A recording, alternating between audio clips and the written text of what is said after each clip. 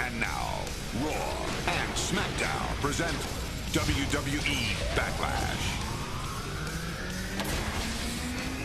WrestleMania 19 will go down in history as one of the best manias that we've ever seen. But how will Backlash 2003 go down in the history books? Welcome back, guys, to Fog Wrestling. It is your Backlash review, and for me, this always feels like the beginning of the season, the first pay-per-view. I know it's not the first pay-per-view of the year, but if WrestleMania feels like a season finale, then Backlash seems like a season premiere. Absolutely, and what we've seen was a pretty good show in my opinion. Some great matches, the end of Dwayne, the official end of The Rock's full-time career, I'll call it. I know you could argue he's been part-time since like mid-2002, but this is it for Dwayne. He comes back in 2004, odd match there against Evolution. And it's sad. It actually is sad. It's sad that that's us.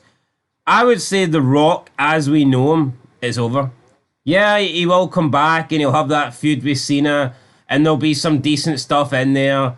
But The Rock that we all know, The Rock that we all love, truly, is gone after Backlash. Yeah, and you know what? Austin's retired. Hogan comes back as Mr. America, has a few matches in 05-06.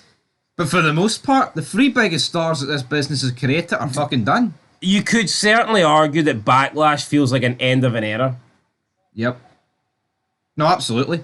But here, we have to get into the show. And the poster boys, Team Angle, Charlie Haas, why are they on it? Not sure why they were on the poster along with Kurt, Team Angle. They're in the opening match. Obviously, Kurt Angle's not even on the show. He's out injured at the moment.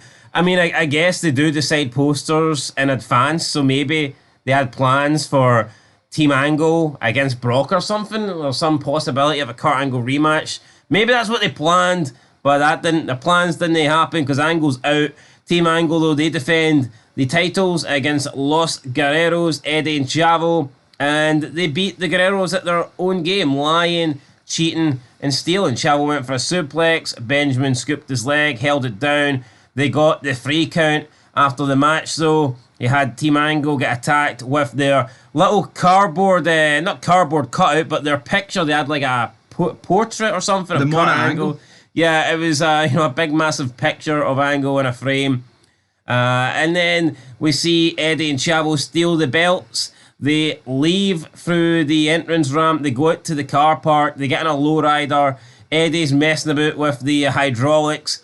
Looks like he fucked the car up though, because they drive away with the belts and the lowrider was like totally lopsided to one side. And you got Team Angle, Benjamin and Haas left at ringside just holding this portrait of Kurt Angle, this frame of Kurt. So yeah,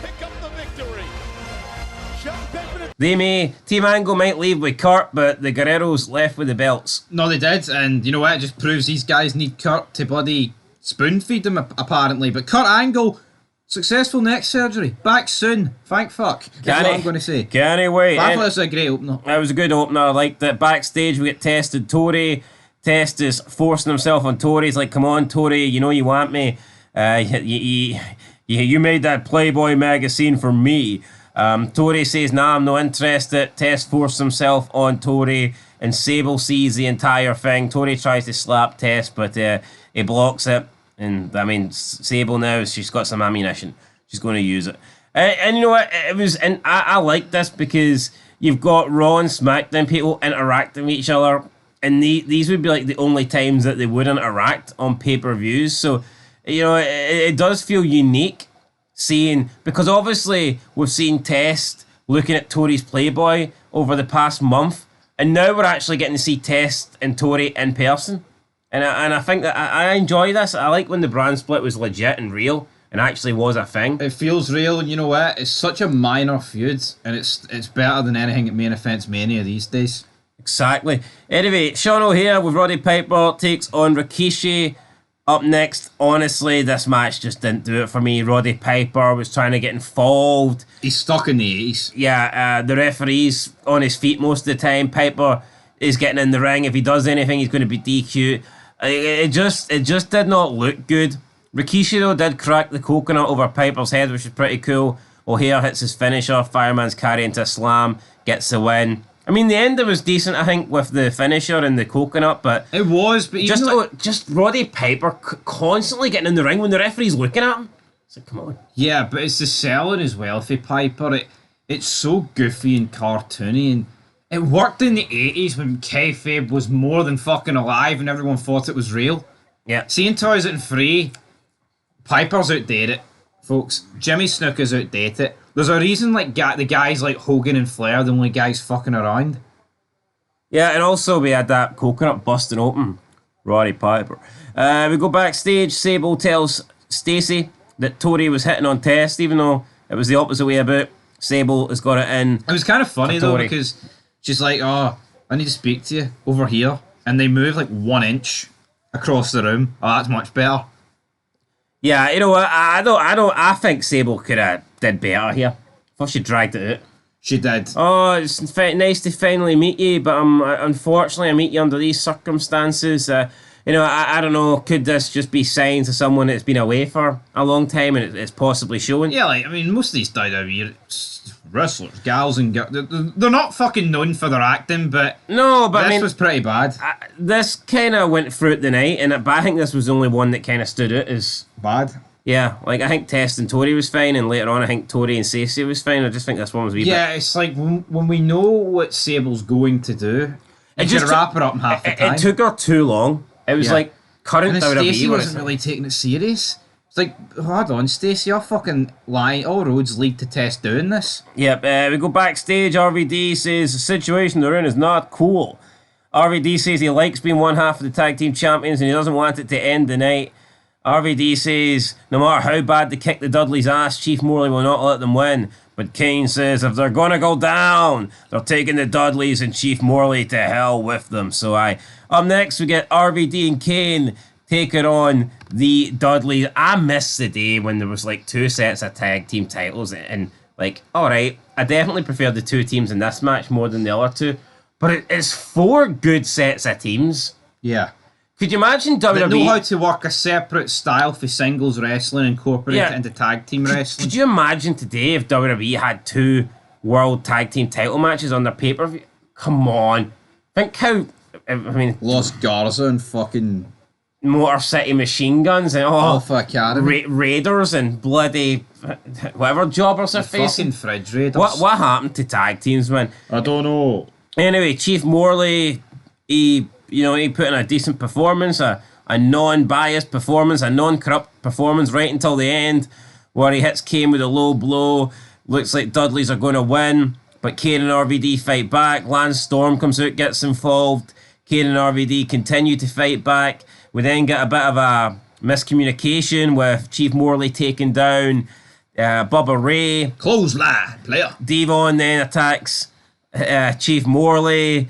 And then this leads to Bubba Ray attacking Chief Morley, but then a choke slam from Kane. Then RVD hits a frog splash, and the second referee comes out, counts the 1, 2, 3. Good match with good ending as well. That's what you need. See when they overbook things and you get people running in and interference. It's always good. No, I hear. Has this like feud between the 6 of these guys lasted a wee bit long? I mean, you could argue so. I mean, it's likely been going on for about 3-4 months. But you know what? This is probably the ending to it. I'm probably going to see a wee ending to it on Raw. But I think it's been good. Bit poor that the match at Mania was a dark match, like, or a pre-show match, but... No, absolutely. But up next, we've got Stacey Keibler confronting Tori Wilson. Oh, Sable told me earlier that you forced yourself on Test. It was you, damn it. It was you, Tori. They then get into a bit of a pushing match. Stacey attacks Tori. Tori then... so they're fighting and they've got all the women. Some of the women are trying to break it up. There's a fucking dog running around. Yeah, I don't know what was doing there. Some of the women are trying to break it up. Some of the women are encouraging it. Ladies and gentlemen, coming up next, the WWE Championship is on the line. And we had the King on commentary loving it all. However, 2 women that weren't there were Jazz and Trish Stratus because they were in the next match, WWE Women's title match. And Jazz, after multiple attempts at cheating, after a shoe getting flung for feet long and cracking Trish in the dome, Jazz sits down on the ropes, cheats, gets the leverage, beats Trish Stratus, becomes the new women's champion, and like, the bitch is black. The bitch is black, as Jazz said. You know what? We've had a lot of great mixed gender matches since the brand split. I think this is the best one-on-one women's match, or at least one of. I think the one we had at Survivor Series, the hardcore match, was really good. But I thought the match was good at Mania. I know it's not a singles, but I thought the triple threat was good at Mania as well. No, it was. The women. Do you not think women's wrestling in the Ruthless Aggression era is severely underrated? I do. I hate see the way they try and rewrite history. Oh, the Divas era sucked. This era's way better than today. No, it is. And you know what, right? See now, in like 2025, see when they botch, it looks so phony and fake. See this women's wrestling? It's rough around the edges, but it still looks real, if that makes sense. You know what I mean? No, absolutely. See when you see women today and they're eliminating each other in like battle royals, or they're doing like certain spots, like Nia Jax coming off the top rope. It just looks so fucking slow and lethargic. But seeing this, it was fucking hard hitting. You know, Teddy Long didn't wing a shoe at one match. He fucking launched it at Trish Stratus' skull. Yeah, good match. I like that Jazz is the new women's champion. We go backstage. Booker T, Shawn, Kevin Nash. They're ready. They're getting ready. Kevin Nash, though, he wants Triple H for him. You gotta leave Triple H for me. Right. Up next, grudge match. Big Show defeats Rey Mysterio. Rey Mysterio had a bunch of 619s. He hit a lot of them to the gut, to the butt. Pretty much hit them to every area of the Big Show that he could, and that's a big area. But Big Show countered one West Coast pop into a chokeslam. Wins the match. Rey Mysterio then has to get stretched out. Fans weren't too happy about Rey Mysterio getting stretched out. Some of them are chanting bullshit.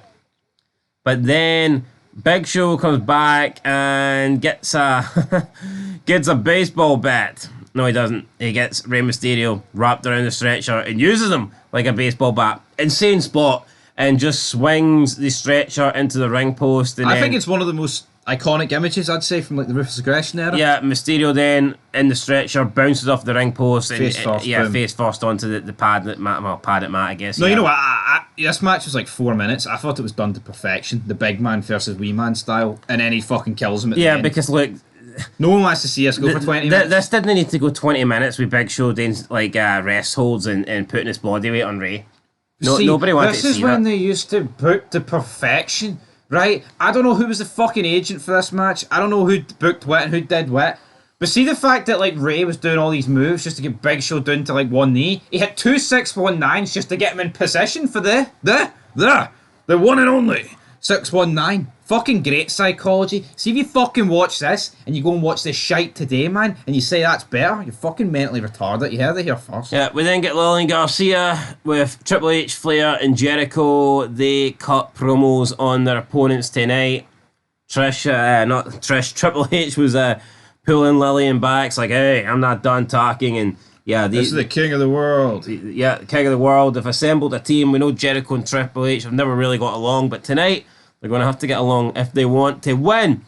We then see Tori and Stacey. They're still brawling backstage. Cat fight. And Tori ends up pushing Stacey. And like, I really don't know if they meant this or not, but Stacey falls into like this locker.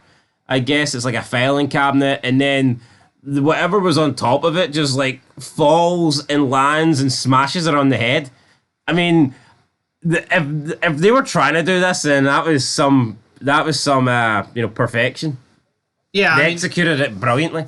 Obviously, something was meant to happen here because Steiner has to come out and pick her up, and Tess has to get jealous. But it looked really good. Yeah, I don't know if that they practiced this a few times. Yeah, obviously this is taped, so they could have a few goes at practicing it. But as I say, Steiner comes out, Tess is out. Oh, what's going on here? Well, what's Tess' fucking end game? Does he want to double dip for as long as he can, or? Yes, Tess not happy that Steiner's got Stacey in his arms, but he was just helping her because she looks concussed or hurt or something like that. So yeah, Tess very jealous. But here, if he can't be that jealous, or else he wouldn't be sniffing around Tori Wilson. We then get the WWE title match: Brock Lesnar versus John Cena. Good match, hard hitting. Cena tried everything, pulled out all the stops, tried to cheat, tried to win the title. In the end, couldn't do it. I mean, there was one period of the match where I think Cena had Brock in like a sleeper hold, and it did last too long. That's my complaint. Cena had him in like some sort of like cross. He had his legs crossed around Brock, and he had not like a chicken wing. It was like a sleeper hold, but Brock was like bleeding, and it just went on for too long. And I think the crowd were beginning to boo a little bit as well. You could hear like some jeers. And there's a fine line between mastermind in that. I think Cena and Brock at this point of their careers probably can't. They're not green, but they're not exactly, ring generals at this point. I mean, these are two guys in their early 20s here, putting on a WWE championship match. Also, I think you can't just blame Cena. The guy that's in the sleeper hold also, I think, needs to play a part, and I think the commentary as well. It just felt like Cena. It felt like they were taking a break. It just felt like there was no real reaction for Brock, and Cena just had him in a sleeper hold, and they're like on the ground for like 2 minutes. Do you know, like with Cena and Brock, we got robbed of like a prime match? And what I mean by that is, I think at this point, Cena's like nowhere near being Big Match John. Brock pretty much fucking burst on the scene and is Brock Lesnar. But do you think in 2012, Cena's... Well, you could argue Brock's prime came in UFC. No, you could argue that, but do you not think in 2012, Cena's prime has already came and went? Aye. I think around 2006-07, a Cena-Brock match, I know Brock was at the company, right? But I think around 2006-07 Cena against, like, any real fucking period of Brock, I think that match would have hit different. I'm not saying the 2012 match was shite, or this one was, I think they were both great. But it's almost like both matches came at periods where they didn't feel equal, if that makes sense. No, I'd agree. Whereas you look at The Rock and Austin, I mean, they got each other in their primes. Yeah. Multiple times.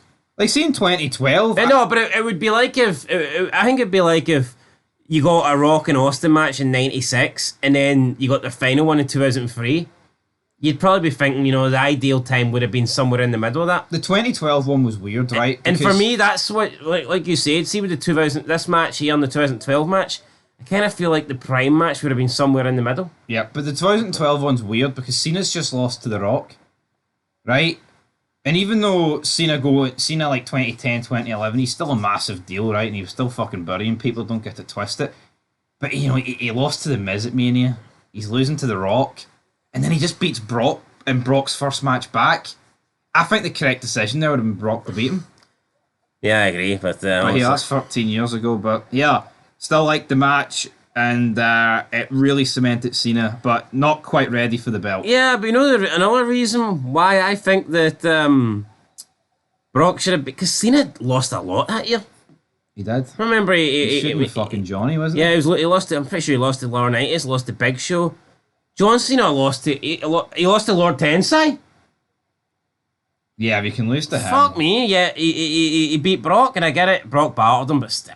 I think he should have lost. Right. Anyway, Brock hits the F5, gets the win, and that's it. Didn't go for the cover straight away. I thought Cena may have kicked out, but it didn't happen. Brock wins. Good match.